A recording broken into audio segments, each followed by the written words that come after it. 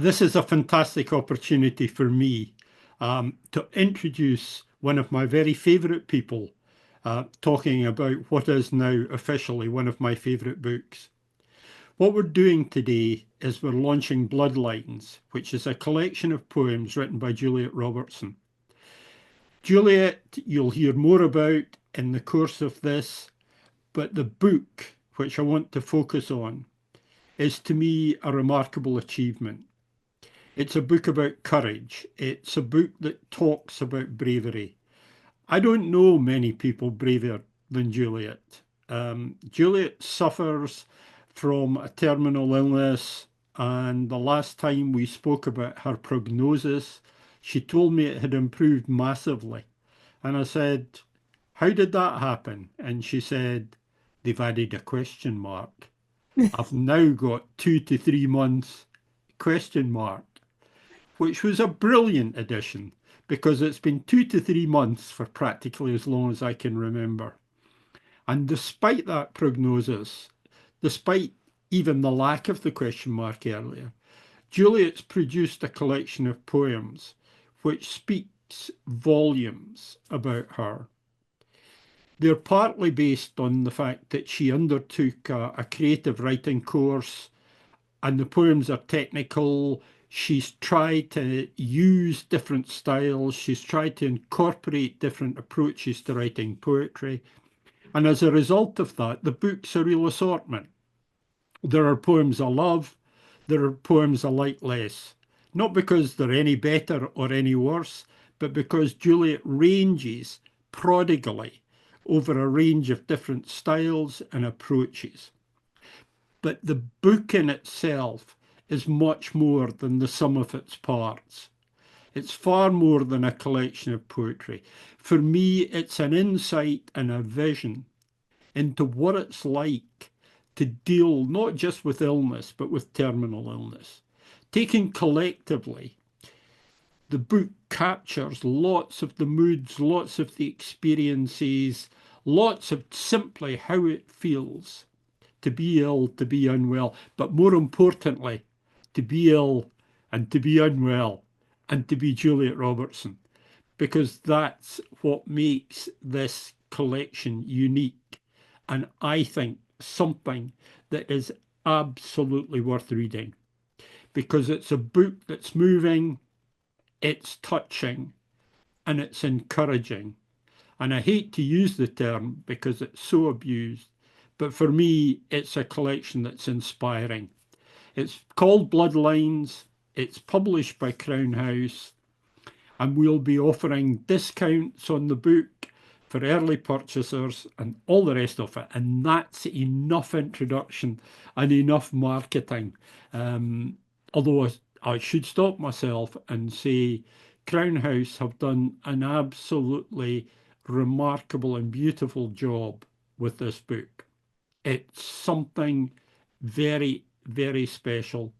I've only seen the online version. I honestly can't wait to have this book in my hands. But Juliet, maybe you could tell us something about the genesis of the book and how it came about.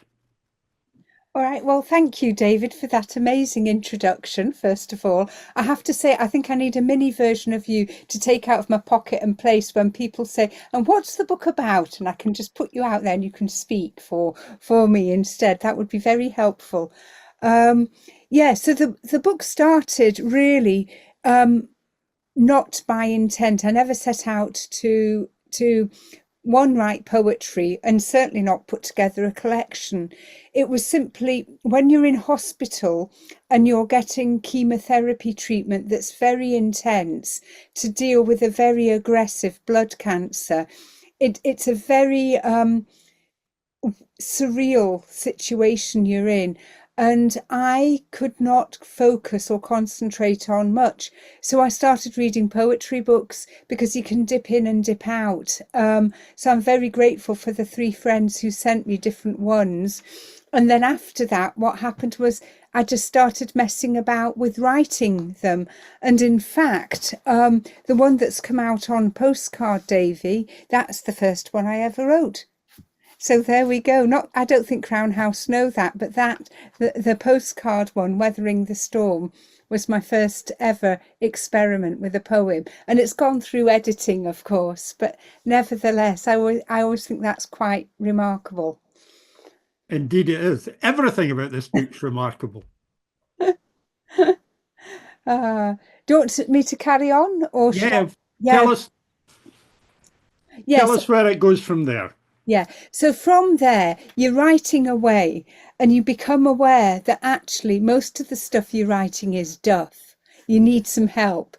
And the way to get help is by signing up to a creative writing group or to a course or whatever, or you get yourself a mentor, but you get others to start helping you critically evaluate what you're doing.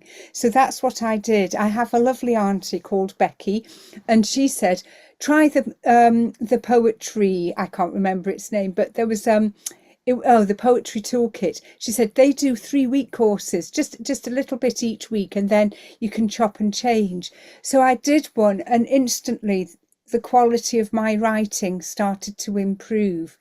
It was much more nuanced, and I thought, right, this is something really worth doing. And then I decided for my sins that one of the ways I could do a fundraiser, because I'm not doing a lot of fundraising, I'm not one of these people who've decided to make the last years of my life all about fundraising. You know, for some people that's very important. For me, it's all about getting my affairs in order and making sure that I spend great time with friends and family. But anyway, from there, I decided I would do a fundraiser for Flynn's Barn, which is a cancer charity that supports children and young people with cancer and have great holidays and residential experiences. And I would post a poem a day that I'd already written up onto Substack, which was just becoming really well known at that point. And to my surprise, some people signed up and subscribed. And even to my greatest surprise, by the end of the 30 days, there'd been around 10,000 looks and peeks at the poems that were going on. And most importantly, there was 3,000 quid for Flynn's Barn. So I kept that in mind and then just kept going on courses. I did one of these things where I got a mentor to look at 6 of my poems and to give me feedback. And that was wonderful because I'd put in my script, I'm a real newbie to this, so I don't conform to tradition. And when she fed back to me and we met like this on the screen, the first thing she said, which was absolutely lovely, was, well, you may be new to poetry, but you're certainly not new to writing. And I thought, oh, bless. And that gave me such a boost because, you never know what others really think about what you're doing. And she said that there's some very powerful work in here. So that's really how, again, that helped on the journey of sort of building up poetry, playing about with it and making it better. Because one of the things you want to do when you've only got a little bit of time left is to say, how do I make the most of it? And one of the best things to do, ironically, is to do new things, to do different things, to experiment and to live the life of normality that you crave and that you seek. And that's really what it's been about. And that is so typical, Juliet, because you are the book. All of the things that you've said, I think, are very much what the book conveys. That hunger to learn, that willingness to explore, that reluctance to accept.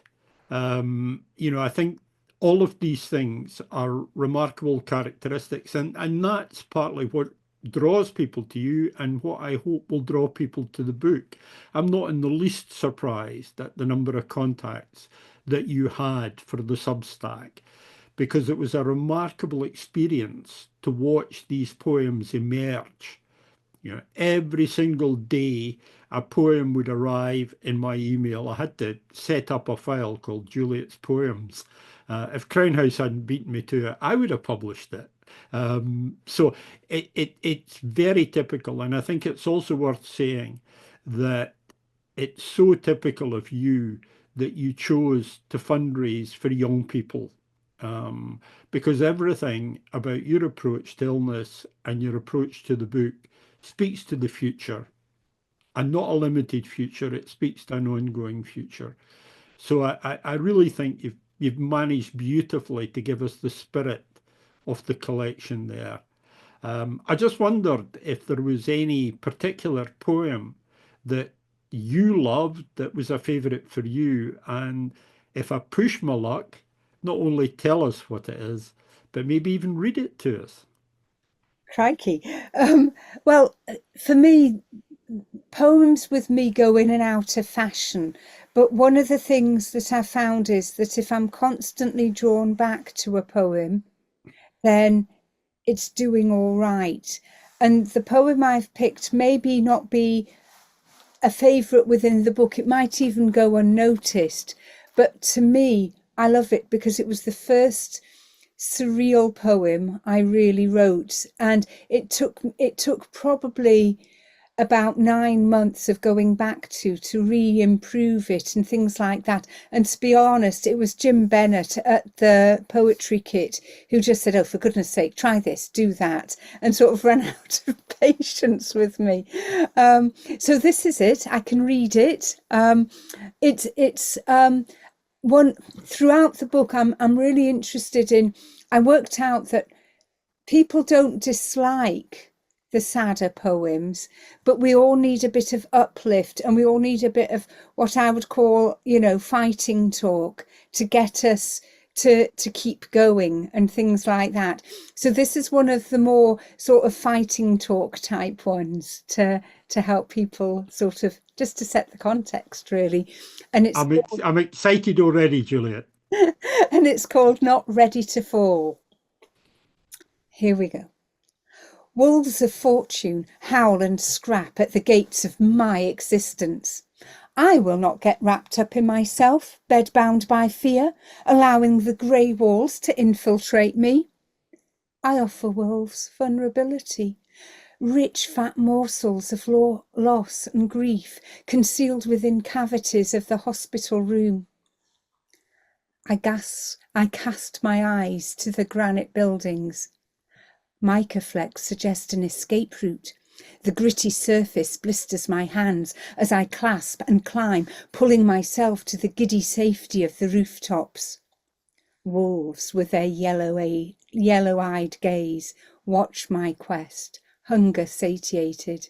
I should read this again, actually. Give me another day's grace. I salute them with my blooded hand, not ready to fall. I love that. And I also love the fact, Juliet, that it wasn't a perfect reading, because it's something that means a lot to you.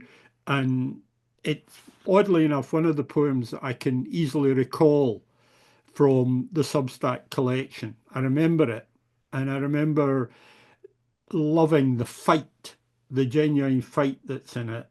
And I also think that the way that you read that gives readers of the book the voice to hear in their heads. Not a perfect voice, a learning voice, a voice that's trying, a voice that's aspiring to do better. And I think that absolutely enriches the book and enriches all that you do. So thank you for that. I have a curiosity, Juliet, because the thing that you're known for, by most people who know you, is being the guru of outdoor education. You've already got two marvelous books with Crown House, one called Messy Teaching, Dirty Teaching, and the other called Messy Maths. And interesting to see you have the poster on the wall.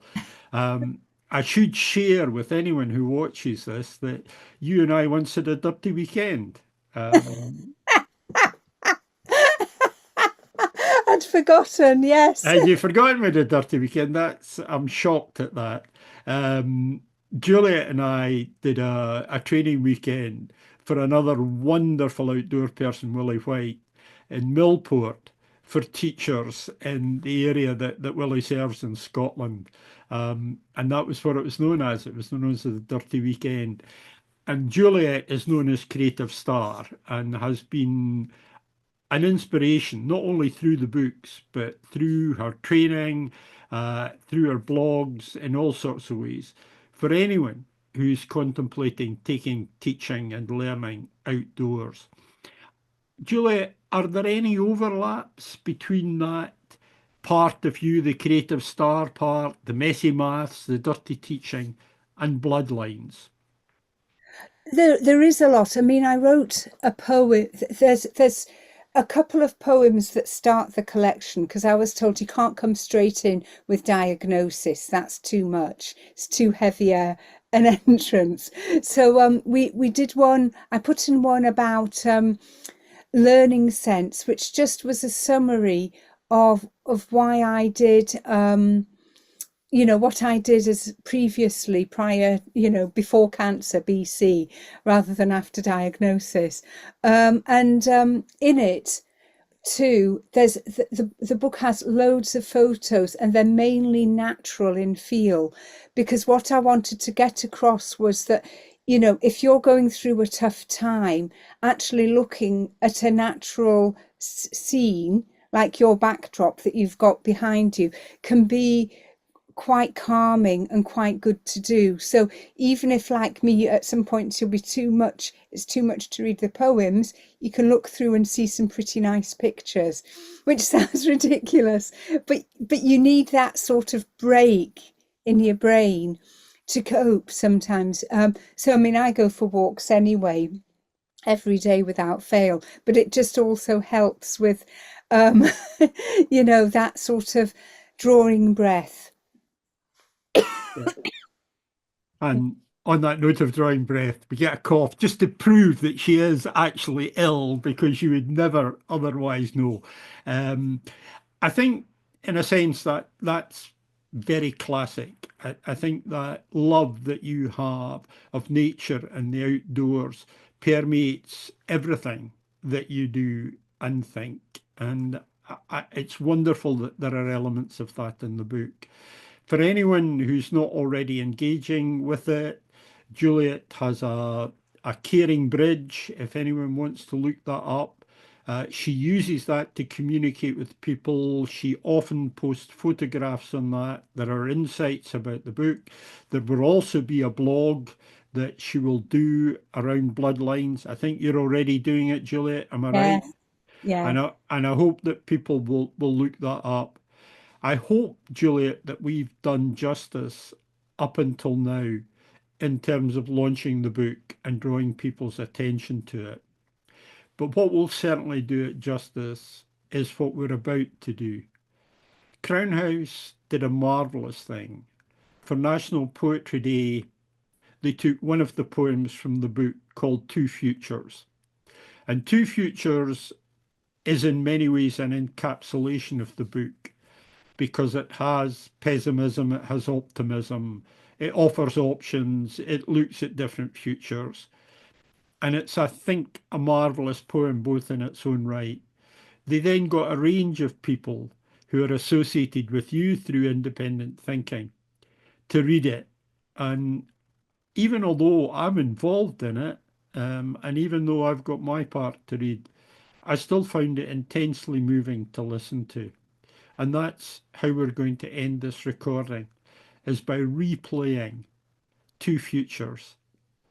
It was done for National Poetry Day, but for me, it will always be an accompaniment for Bloodlines, a book that I really hope people will take an interest in, that they will buy, that they will read, and that they will gain so much from, because I certainly have.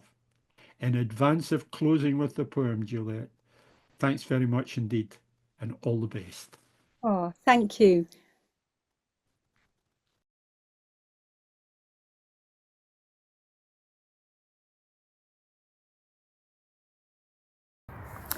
Two Futures, after Tony Harrison.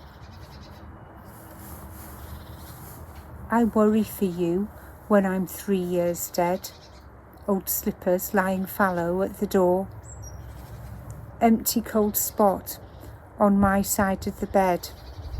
Moth-eaten clothes, abandoned in a drawer. Friends, don't drop by in case you were drunk. Besides, you prefer a phone call these days. House, sorrowful shine to hoarded junk, garden neglected in despondent ways. My family have drifted away from you. Lame excuses made on both sides, then none. Birthdays remembered, painful to live through. Dated photos gather dust one by one. Your life ended when I died. It's not right. You must continue with me in your heart. The hollow space I've left is filled with light, not empty, but my final work of art. No worries for you when I'm 3 years dead. Worn slippers wait for your feet at the door. The patchwork quilt I stitched covers the bed. Evocative clothes, silk wrapped in a drawer. Friends call by and become happily drunk on memories and good times. Oh, the days. Eventually, you declutter our junk, lovingly tend our wee garden, always. My family continue to include you in celebrations and gatherings bar none. Each passing year easier to get through. Photos, positive reminders, each one. My life ended when I died. That's all right. Yours flowed on gently with me in your heart. The hollow space I've left is filled with light, not empty, but my final work of art.